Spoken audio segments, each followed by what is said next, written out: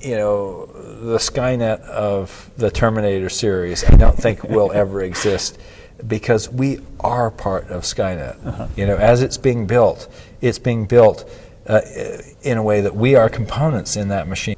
You know, you think about this conference, people are walking around wearing name tags. Well, they have to be identified so they can get into sessions, you know, you're legit, so on and so forth. You go to a corporate setting and there's people wearing their little, you know, badges or whatever.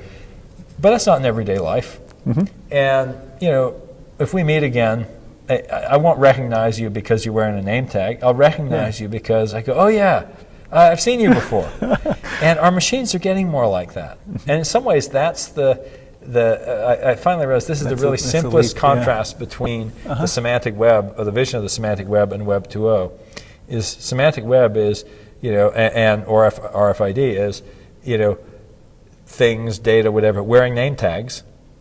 And Web 2.0 is learning to recognize things. And what I'm seeing is so many things. Our computers are getting better at recognizing things by accumulating context, you know, and bit by bit. You know, like if you play with the face recognition in iPhoto, you know, you say, okay, I did this, trained it to recognize my wife, you know, that's Christina, and then by the third or fourth time it says, is this Christina, right? And then you do that a few times, and then it just labels all the photos, you know, it recognizes her then, you know, so you're teaching, you know, and that's pretty damn remarkable, and you go, okay, so how far are we from that? And then you look at, you know, these are still early applications, but like there's something called Wikitude, which is an application for Android, you know, and you're you know, it's a tourist application. You know, you're out there and, you know, you point your phone at the Eiffel Tower, it recognizes the Eiffel Tower and brings up information about it and so on.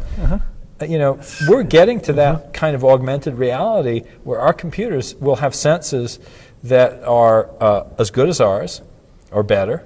You know, you think about gigapixel photos, you know, they actually have, you know, really high resolution. They're going to recognize faces. They're going to recognize objects. They're going to have immediate recall of, you know, so if you ask me you know, what's the UI in 5 years? It's a pair of glasses.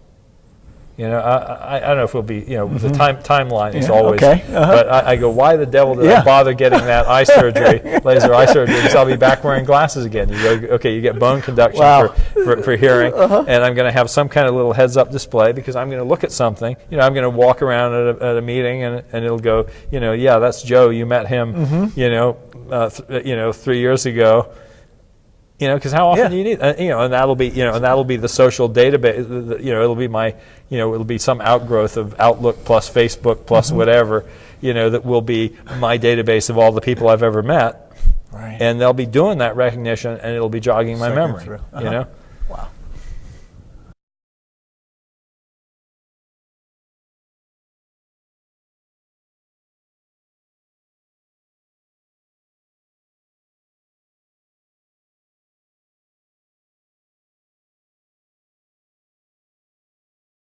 Very, very basically, it's not really free though.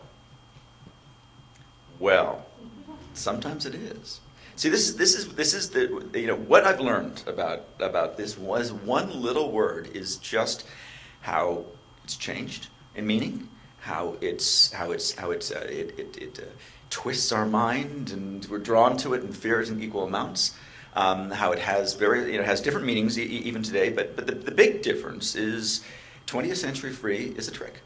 It's not really free. You're right to be suspicious. It belongs in quote marks. And 21st century free, digital free, really is free. You know, Google does not show up in your credit card statement, and that's based on the underlying what's different about the underlying economics of digital stuff, which is that it costs almost nothing, and whatever it costs, it gets cheaper. And it's unprecedented. We've never had an industrial economy in history which was deflationary before. But what we're doing really, and Google's a great example because I'm a huge user of the product. I'm on Docs and Maps, and I mean, you name it, I Google it. Somebody's paying for that.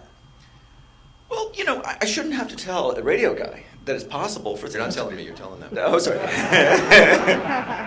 I shouldn't have to tell this radio guy here that it's possible for things to be really free, right? Radio is free to air. Television is free to air. The fact that an advertiser pays for it doesn't make it any less free to you. Now, you could argue that, you know, by the way, in fairness to the phrase, there's no such thing as a free lunch, it did understand the concept of monetary and non-monetary economies. So when Kai and I have lunch and I pick up the check, he's paying me with his time and his attention and his reputation. He's going to tell me all sorts of awesome things, and the passing of information will be of value to me. So he'll pay in one way or another, but not with money.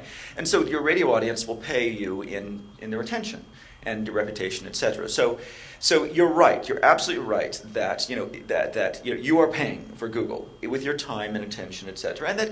And that if you click on an ad and then buy that product, you'll pay more for the product and the marketing costs that go into it. And the books will balance in the end. But it's not like buy one get one free or razors and blades Right. or free gift inside. It's odds are you're not going to pay. Somebody else will. Does a free economy make innovation easier or harder? Free economy makes innovation much, much easier for two reasons. The first is that this is both free as in Libra and free as in gratis, right? Let me give you an example. One of my side projects is a robotics company. We do open source hardware, not open source software. Open source hardware. It's a fascinating concept. So do you put the blueprints online? What do you do? We put the schematics, the printed circuit board, the firmware, the software, etc. We put it all online. Open source hardware. We do. This will terrify. It's a little early in the day for this. We do open source drones, open source unmanned aerial vehicles. Wow. Yeah, predators, right? Little predators, but they're free for all. Everybody can have one. Darken the That's skies. great. Darken the skies. We're competing with the military-industrial complex by giving away stuff to anybody. How's that going? It's going great. The Air Force is really, really interested in what we're doing. But this is what we do. We give away our stuff. We give away all of our intellectual property, and in return, people make it better.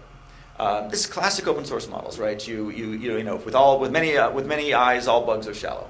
I'll give you an example.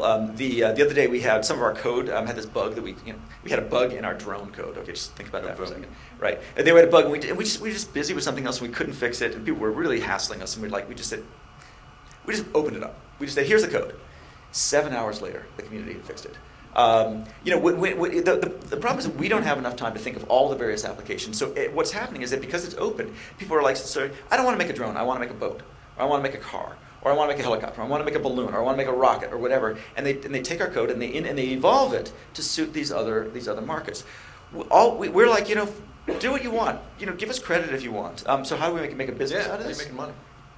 So here's the thing: if you could take our stuff, all of our stuff, and you can make your own. If you're a Chinese company, you can rip us off, and you can make the products and sell it. You don't have to pay us a penny. However, if you want to buy it from us, we'll charge you 2.6 times the cost. Now, why would anyone buy from us? And the answer is we've built a relationship of trust. We've built a community.